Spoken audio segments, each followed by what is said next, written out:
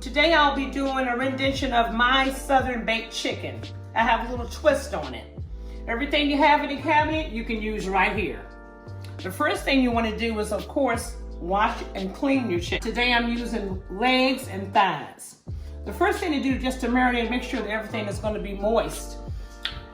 I don't care, it could be gourmet mustard or regular mustard. I choose to use Bourbon yellow mustard. I take the mustard first, just very lightly, and I just rub the chicken. You love the chicken. Rub the chicken like you're putting lotion on your legs. What the hell, it's a chicken leg. Put it on both sides. Next, I use what I call, these are my superheroes. I don't care, and if you're like me, I've got like 18 different types of seasons in my cabinet. But let me tell you what works. Seasoning salt, chili powder, black pepper. And for those of you who don't like seasoning salt, then get some Badia Complete Seasoning, which is a blended, or you may have another blend in your cabinet. It'll work just fine. Let me just rinse my hands off to lift the skin up. Leave a little bit of skin up there, that's just for the tenderness and for the flavor. I may pull the skin back, put some seasoning salt underneath it, on top, turn it over, same thing. Second one, chicken leg, all right? Next is the black pepper. I happen to have the coarse black pepper. If you've just got the regular black pepper, anything will do. It takes forever, I feel like I'm churning butter, but it'll work. It's a good exercise. Turn it over.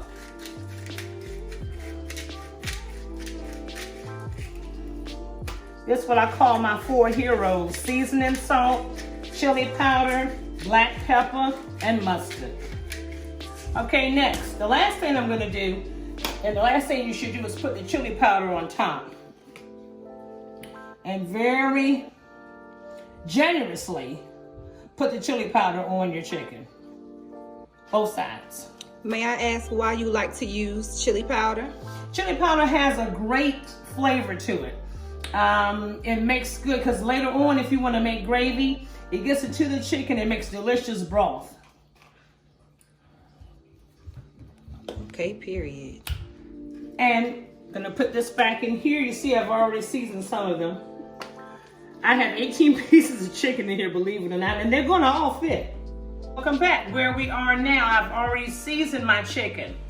The last thing to do, because what I'm gonna do now, this particular chicken has been marinating for maybe about 3 hours. What I try to do is maybe do it the night before. If I'm gonna cook it the next day, it's great for the chicken, it's great for your broth and homemade gravy. What I'm now gonna go to, the last thing to do, is to put a little apple cider vinegar on top. If you got apple cider vinegar, that's the one. If you got white vinegar, try to get the apple cider. Just put a little bit of apple cider vinegar on it to keep it marinating. And what you're gonna do is you're gonna place the onions on top of this when you cook them. I would not suggest to put them on while you're marinating, because the onions tend to get very soft, and then you don't want that onion flavor inside your chicken until you're actually cooking it. Okay, well, as I said, I'm about to put this in the oven. I put the onions on already. I'm gonna add a little bit of water to it, just to get it going. It's already creating its own juice from it being marinated so long, but add a little tap of water to it, it'll get it sizzling. And put the aluminum foil on it, and we'll be ready and check it in about 35 minutes. Aluminum foil, 2 of them very tightly. A good thing to do is to buy those little store-bought aluminum pans. They're not very much expensive, because you can just cook it and throw it away and wait for another day.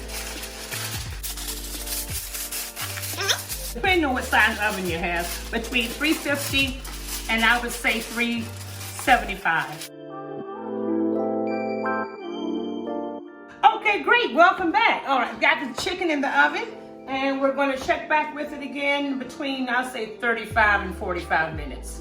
to see if it's even doing anything. If not, just leave it in there, let it do its thing, and you go ahead and take a chill pill. You do what you do when you do what you do. Period. Hey, I see you're back. So I took it's been about 45 minutes, and you see this right here. I'm just taking it. You see how it's making its own liquid? Now, what I normally do is I'm gonna take some of this liquid out and put in a pot because I'm making homemade gravy from this broth.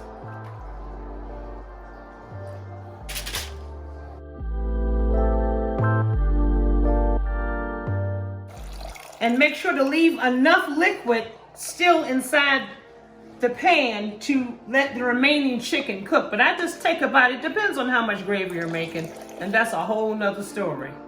You better watch yourself, because this pan gets really hot. Okay, I'm gonna put the foil back on top of the pan and continue cooking the chicken. I'm gonna put the chicken back into the oven. Go ahead. All right, now, I'm about to check, ow! Watch yourself. I'm about to check this oven. It's hot as sin, too. Take this aluminum foil off of here and let it just round itself. You see this? Gosh almighty. Uh-oh. Okay, I'm back now. What I'm about to do is to turn my oven off. Turn the oven off and you'll see what I'm talking about. So the chicken, look gracious. The chicken is brown like I like it, but some of these drumsticks you might want to turn over so that you will have the browning as even as possible on each piece of chicken. Remember, the oven is still hot, so there's no need, and to still see the juice coming out of it. This is really, really good. It's going to be a good deal here. And you just continue turning it over if you want to.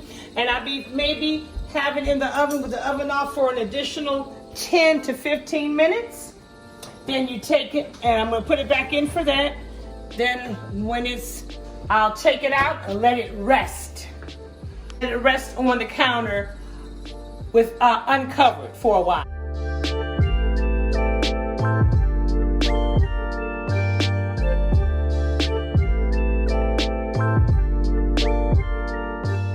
Chicken's finally out of the oven. This is how it's supposed to look when you're browning it in the oven. You can, however brown you want your chicken is really entirely up to you. Counter, I'm gonna let it just rest for a little while. Well, right now it's a weapon, so it's too hot to serve, but give it a time for it to cool off a little. Okay, also note that after it rests for a while, go ahead and still cover it up so it can stay nice in case you're not ready to eat it as yet. Thanks for listening.